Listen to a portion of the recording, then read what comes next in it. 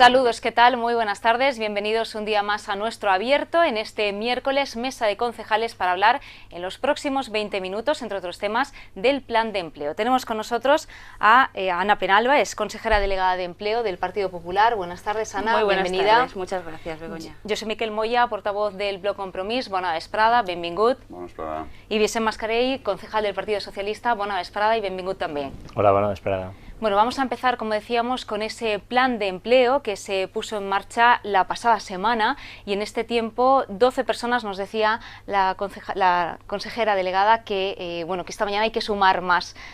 4 personas más, esa cifra de 12, son ya 16 las personas que han conseguido empleo a través de este plan de empleo en esta primera semana, además de un autónomo.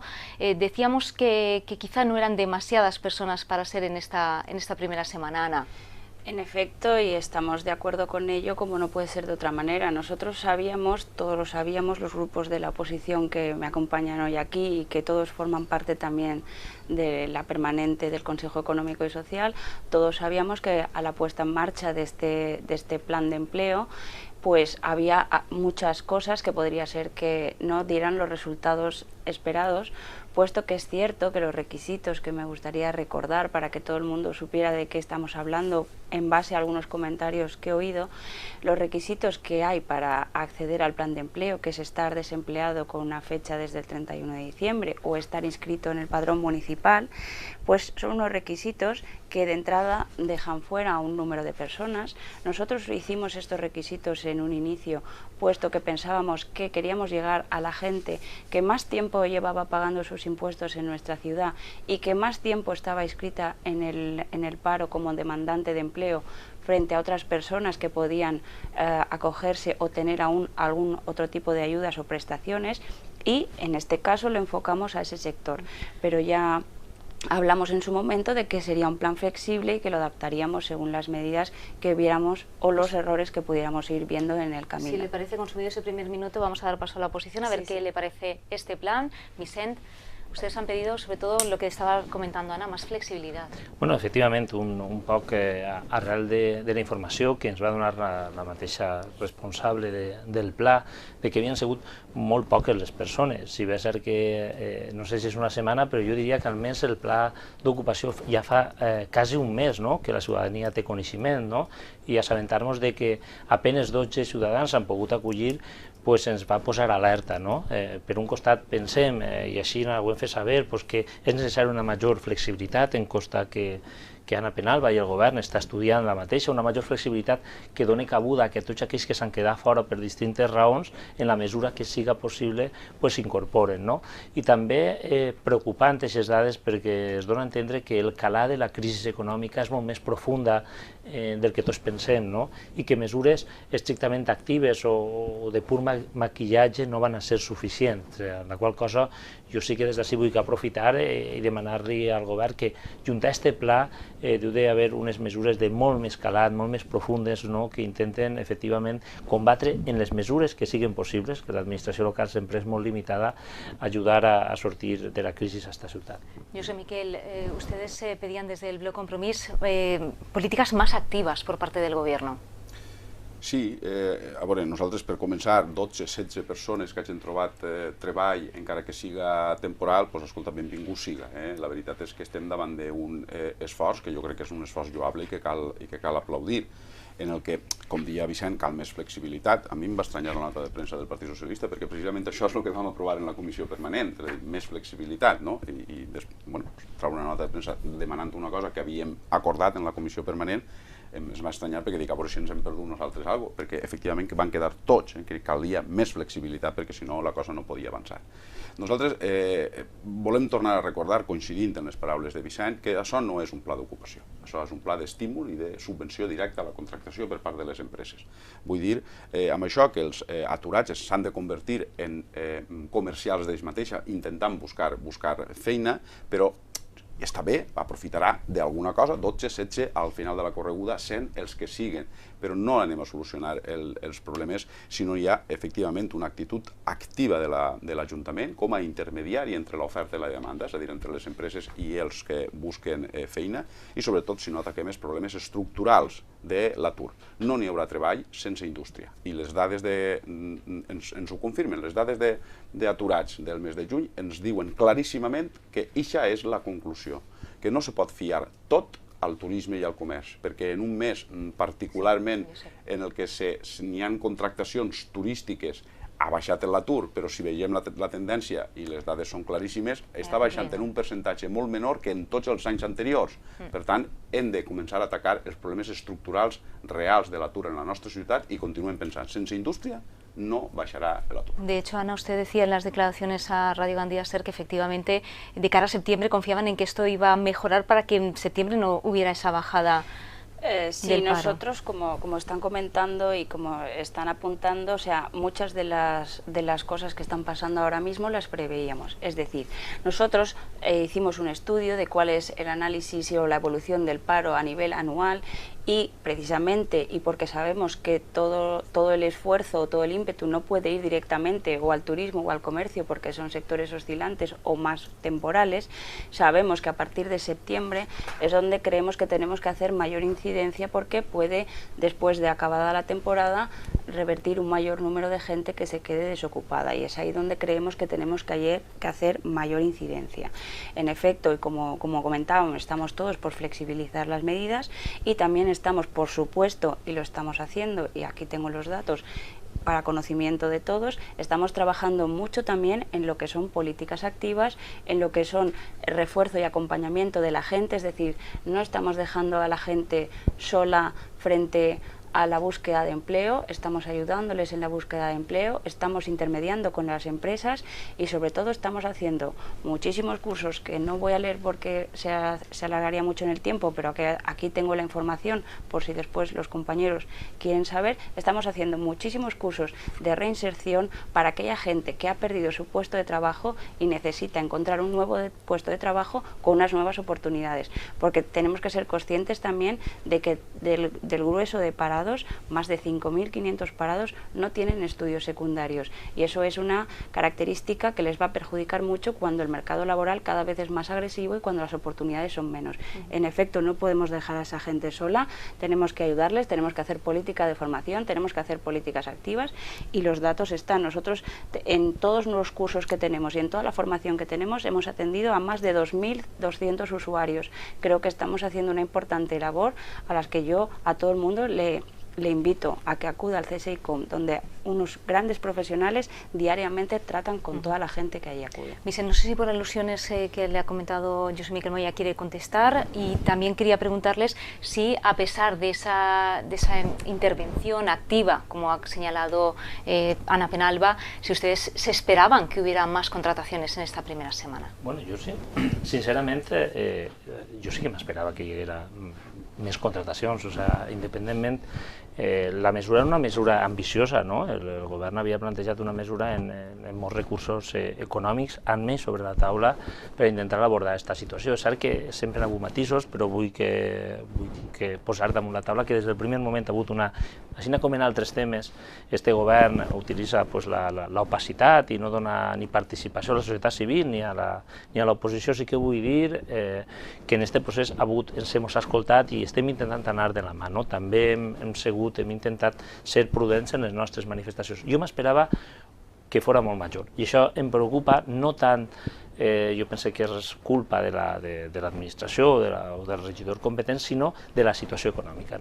I això també ens ha de fer reflexionar. El Partit Popular, després d'any i poquet del govern, té una dutxa de realitat, s'adona compte que allò de l'hora empleo no és tan fàcil, de que Zapatero igual a paro, Orengo igual a paro, no era tan està més cert i s'ha donat en compte que la situació no depèn simplement de maremagnums, no depèn de corregudes de bou, sinó que tenim que ser molt més seriosos i ambiciosos. I en aquest camí, en el camí de fer plans d'ocupació reals, mesures actives i formació i acompanyament, és molt important no deixar a soles al ciutadà en esta situació. Jo penso que ahir ens trobarem, almenys al Partit Socialista. Josep. Nosaltres intuïem que no anava a ser la panacea de l'atur en la ciutat. Jo no vull fer unes manifestacions que semblen massa crítiques i que desqualifiquen la idea, perquè torno a insistir que tota pedra fa paret. Però, clar, arribar a la conclusió de que empreses d'esta ciutat o empresaris anaven a contratar a gent simplement pel fet de que tingueren o aportaren una quantitat econòmica independentment de que els necessitaren o no, és una presumpció un poc, per a nosaltres érem molt escèptics. Les empreses i els empresaris contraten en aquests moments, en l'actual situació econòmica, a la gent que necessiten, única i exclusivament a la gent que necessiten.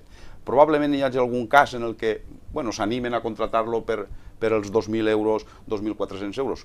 És possible, però amb totes les càrregues que això suposa, és difícil de creure que hi haguera una resposta massiva. El que estem fent, des del nostre punt de vista, com hem dit abans, és subvencionar a les empreses per a la contractació, aquelles empreses que ja anaven a contractar a la gent perquè la necessitaven. D'aquesta manera, no es dones una subvenció. Hi ha qui diu que es regales uns diners, però això és una altra discussió, però evidentment pot ser un xicotet estímul, però no l'element definitori pel qual els empresaris han anat a Xina.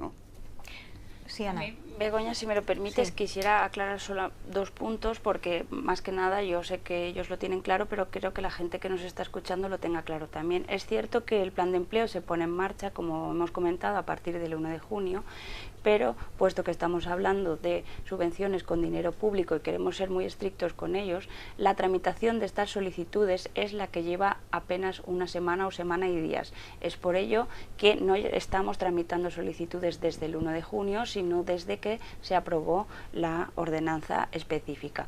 Esto por un lado. Y por otro lado también me gustaría aclarar que es verdad que es muy difícil en estos momentos, porque las empresas que se acogen al plan no solo han de crear empleo neto, es decir, no han de despedir a nadie, sino que además han de aumentar el número de trabajadores y además han de hacerle un contrato como mínimo para 6 meses. En estos momentos, y con la que hay, que es lo que lo hemos comentado ya todos, pues yo creo que es muy difícil que cumplan todos los requisitos, pero lo único positivo de este plan es que nosotros pensamos que estas personas que acceden a este tipo de contratos puedan tener una continuidad después en el tiempo, es decir, que no sea simplemente un contrato para 3 meses y que después este contrato se acabe. Una persona que ya se integra en una estructura de una empresa, porque al final nosotros somos conscientes de que las que tienen que ayudar a salvar la situación tiene que ser la iniciativa privada y por ello apostamos. No pensamos que estamos beneficiando a los empresarios, aunque indirectamente sí. Nuestro modo de ver es que el que se beneficia es aquella persona que está parada y encuentra un puesto de trabajo. Lo que es curioso es que del cheque de verano nadie ha solicitado este cheque para contratar, se supone, en estos meses que es cuando más empleo se puede desarrollar. Bueno, yo en principio tenía mis dudas, pero claro, tiene usted que tener en cuenta que en el mes de verano sí que se hizo una especificación en el cual se podía cortar el periodo de contratación, pero a la vez los meses de julio y agosto no estaban subvencionados, con lo cual la ayuda era menor. Es posible que algunas empresas, no lo sé todavía porque ya le digo que no tengo todos los datos, sé que hay muchas empresas o gestorías que están aún tramitando y preparando documentación, puede ser que hayan optado por este requisito, por optar por un contrato de 6 meses en lugar de por un contrato específico. Usted hablaba de la necesidad de apostar por la industria, pero se ha visto que aquí en la comarca de la Safor se están yendo las industrias. Sí, i això és el drama i això és el que realment crec que hem d'intentar aturar i reinvertir entre tots. L'equilibri entre sectors en la nostra comarca i fonamentalment en la nostra ciutat s'ha trencat d'una manera absolutament definitiva. El sector primari, l'agricultura i la pesca, tots sabem la situació en la que es troba, i el sector secundari o el sector industrial, amb les últimes notícies de les empreses que tots coneixem, ja és pràcticament inexistent. però hi ha que fer esforços en aquest sentit, perquè si no tenim si no hi ha un equilibri entre els distints sectors, les coses no funcionen i sempre estarem a expenses de qüestions que puguen passar, qüestions estacionals com el del turisme o que acabe la ciutat per no ser un destí atractiu. La indústria és fonamentalment el lloc que dona o l'àmbit que dona llocs de treball molt més estables. Clar, la pregunta és, i com es fa això? Com es fa això? Molt bé. Perquè han passat molts governs. Sí, doncs la veritat és que és de veres que han passat molts governs i que la crisi econòmica està fent que moltes de les empreses industrials estiguen tancant, però tampoc s'han donat ajudes. En els últims anys, desgraciadament, no tenim ni siquiera la possibilitat d'oferir sòl industrial. Ni siquiera això. Hi havia una oportunitat, que era el sector Sant Joiop, que es va malbaratar, tots sabem com i per què, que anava destinat precisament a això, des dels seus inicis en el pla general, a l'oferiment de sòl industrial per a facilitar la ubicació d'indústries i d'empreses en la nostra ciutat. Això s'ha perdut i en aquests moments ni siquiera pots oferir-los això. Nosaltres fa temps que venim reclamant, en principi, això, buscar incentius d'ajudes per a la instal·lació de les empreses, però, clar, evidentment, la primera de totes i una de les qüestions més cares i més difícils de trobar és sòl industrial. I hauríem de començar a treballar en la búsqueda de bolses de sòl industrial, però d'una manera, jo crec que quasi que urgent. Sí, Vicent. Jo trobo a faltar que el govern en general i el nostre alcalde de manera especial, en vez en aquests moments sembla ser que està imbuït en el tema dels mare magnums, de les corregudes de bous, està entusiasmat en que Gandia siga Roma, li dedicara un poc d'atenció a la indústria, com bé apuntava el portaveu Josep Miquel Moya. Concretament, Faus Group és un dels grups que ha sigut notícia, un nou ERE està a punt d'arribar, sabem com anar degradant-se una de les principals indústries de la comarca, amb més de 1.000 treballadors. En el seu moment l'alcalde va eixir i va dir jo tinc una proposta que això va solucionar-ho. Ja no seria escoltat. Jo sí que tira a faltar que l'alcalde de la principal ciutat hagi liderat una interlocució en els propietaris de l'empresa, els treballadors i la Generalitat. No s'ha sabut res, no recorden que fa aproximadament 6 o 7 mesos va haver una proposta que... On està?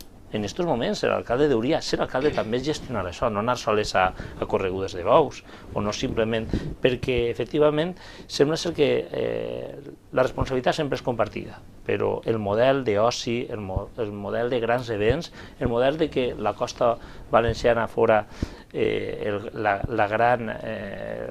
l'aposta pel turisme en el nostre litoral a costa de l'agricultura, a costa de la indústria fonamentalment, va ser una estratègia dels primers governs d'Eduardo Zaplana que després han vingut continuant, inclús jo diria que s'han repuntat. I la nostra ciutat hem vist com en un any està canviant clarament les prioritats del govern, ja no s'aposta ni per la formació, ni per l'educació, ni per la indústria. S'aposta única i exclusivament, i ahir és on nosaltres critiquem, per el turisme i per el sector serveis.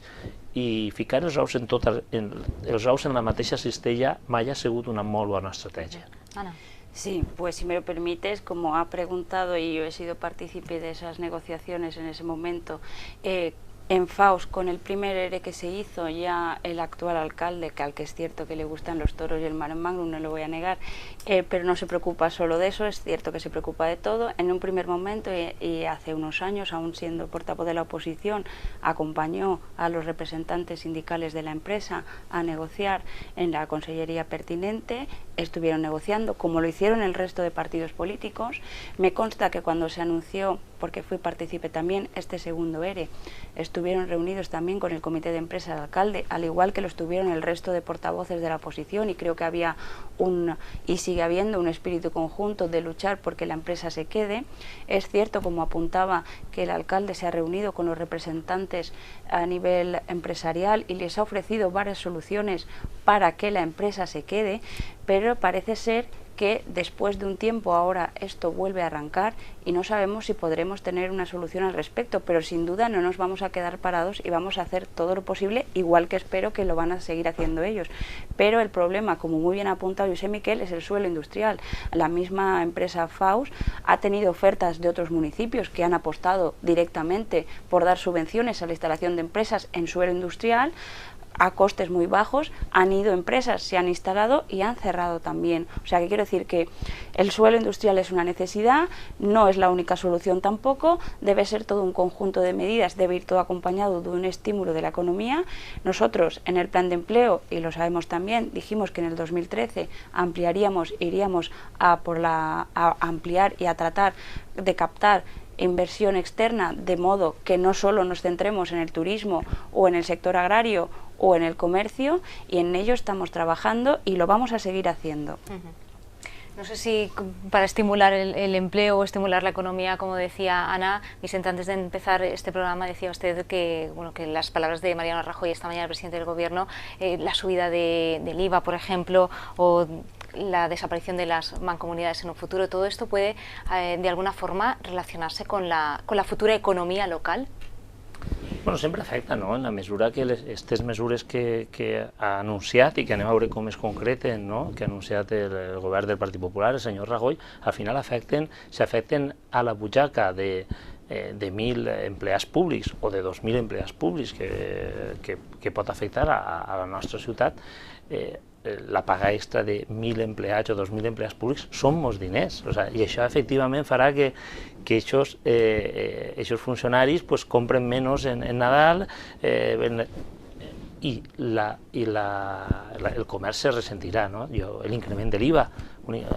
Clarament totes les mesures jo penso que van en perjudici. En aquests moments estem emmarcats en aquesta estratègia de dèficit ja no 0 sinó -4 i efectivament està afectant al dia a dia, està afectant en què hi haurà més atur i en la qualitat de vida dels ciutadans en els serveis bàsics. Jo penso que és molt greu, anem a tindre de segur oportunitat d'analitzar aquestes mesures en deteniment, però des d'ací, des del grup socialista, el nostre rebuig inicial y la nostra preocupación por las consecuencias. Bueno, hacemos esta última reflexión porque ya no tenemos tiempo para más, acabamos con Josep y con Ana. Sí, no, al voltant del mateix, jo venia escoltant les mesures en el cotxe i la veritat és que m'han donat ganes de parar, aparcar i posar-me a plorar, perquè estem sempre incidint en les mateixes qüestions.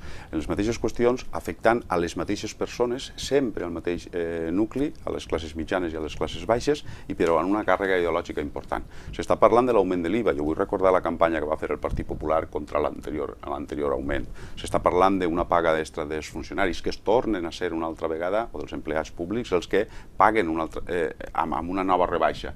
S'estan parlant de moltes altres coses, com donar una major força per a les diputacions en una nova recentralització, amb més privatitzacions per a que guanyen diners de sempre.